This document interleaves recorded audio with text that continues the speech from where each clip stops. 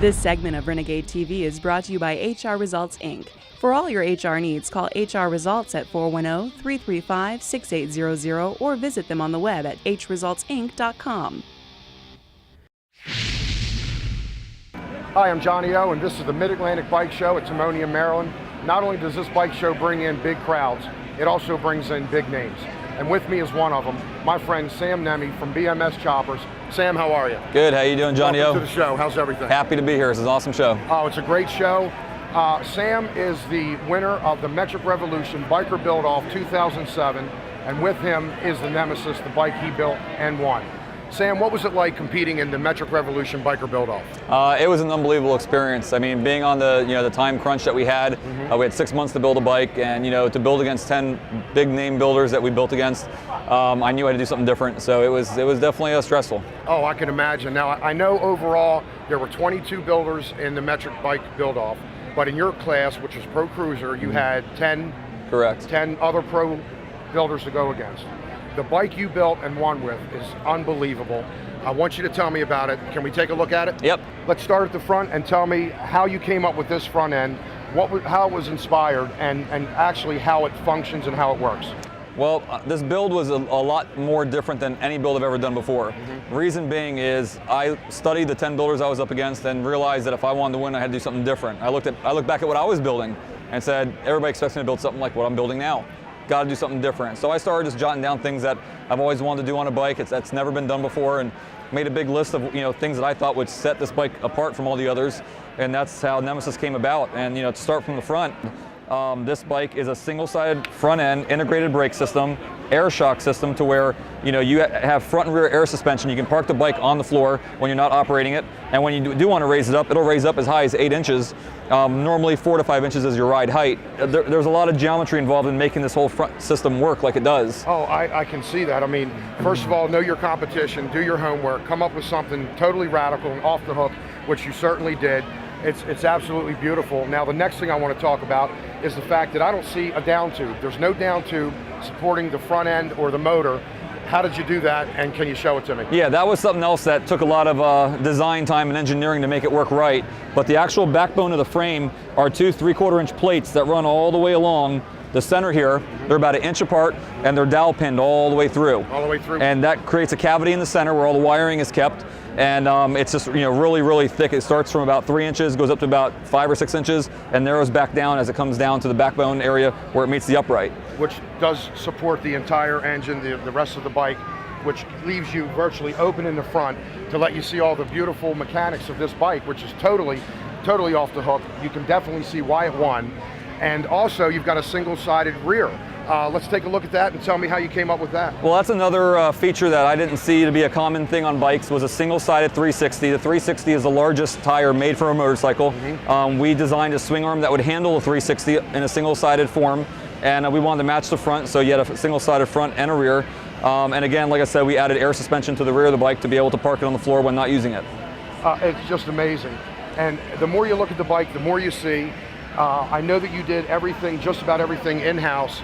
You designed, what, 90% of the bike? Between myself, 100%? My machinist, Ron Tilson, and we have another metal fabricator that was involved in this, Jonesy. The three of us, I mean, day and night for 6 months on this build. I mean, over 3,000 hours logged into just designing and building the bike, not counting the paint time of about 600 hours. It truly is a work of art. It's a masterpiece. And again, for those viewers who don't know, the Metric Revolution, 180 days, 22 of the best builders in America competing for the title in 3 different categories.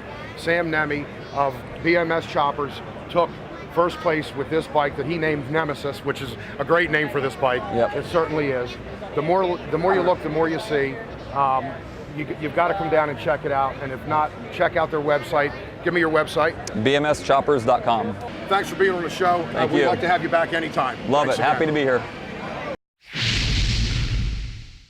Tonight I'm at Max the Club, 525 Eastern Avenue in Essex, for a great event, and this event is put on by Shockwave Magazine. Tell me a little bit about the event you're putting on tonight, and tell me about Shockwave Magazine. We existed back in the 80s, early or late 80s, and we're back. We've been around for a little over a year. We're online and in print, shockwavemagazine.com. So tonight we're putting on our first official event. We have 2 categories tonight, the Ultimate Rocker Chick and the Queen Rocker Chick.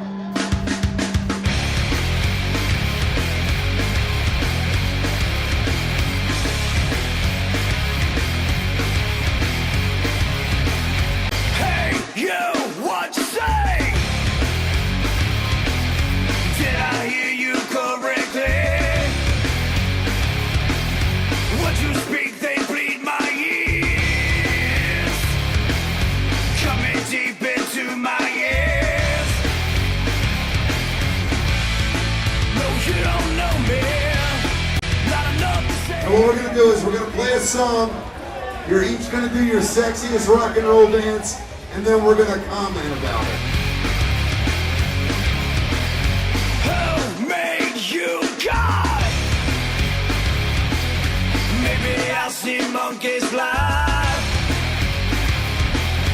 Too much too late, I don't know. And I happen to be one of the judges tonight. Not only am I one of the judges, I have two more judges with me, and that is Annette from Shockwave Magazine. What are you going to be looking for? I'm going to be looking for the originality. All rocker chicks must have nice tattoos. All right, and my third judge is a very good friend of mine who I've known many, many years, and you all know him, from the 98 Rock Morning Show, my good friend Mickey Coachella. Well, we're gonna try to pick the ultimate rocker chick and the queen rocker chick. It's two different categories. One, you're gonna just try to find that eye candy, you know, the girl that everyone looks at in a rock and roll outfit and you're like, wow, what a hot chick. And the other one is a girl that's just all about the music. Doesn't necessarily have to be the prettiest girl in the room, but rocks the hardest.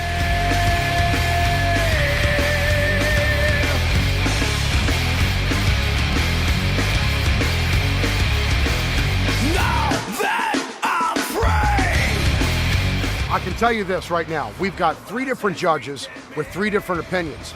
Shockwave Magazine is one of the premier magazines here in Baltimore and in Maryland for your band. Let them know who you are, and we want to see it. We want to know who you are. Check out shockwavemagazine.com. No, you don't know me. She danced her ass off, and she clapped her well.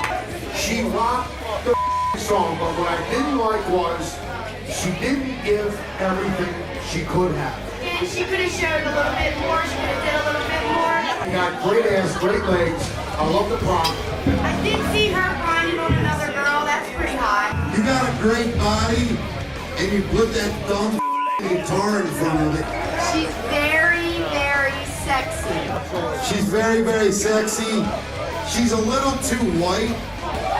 Well, I have to agree with that. The hair and the skin works together. Yeah, she's pale, but she's beautiful. Oh, thank you, Vidal Sassoon. We appreciate it. I do think she exemplified everything there is about a rock and roll chick.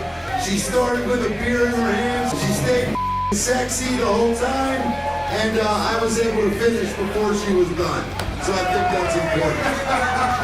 Christine, I think you rocked that stage. You have some awesome tattoos on your back. Christine, on behalf of the Capone Tattoos, we got a gift certificate, $100 cash. Contestant number 2. Vince, I think we have a winner. And her name is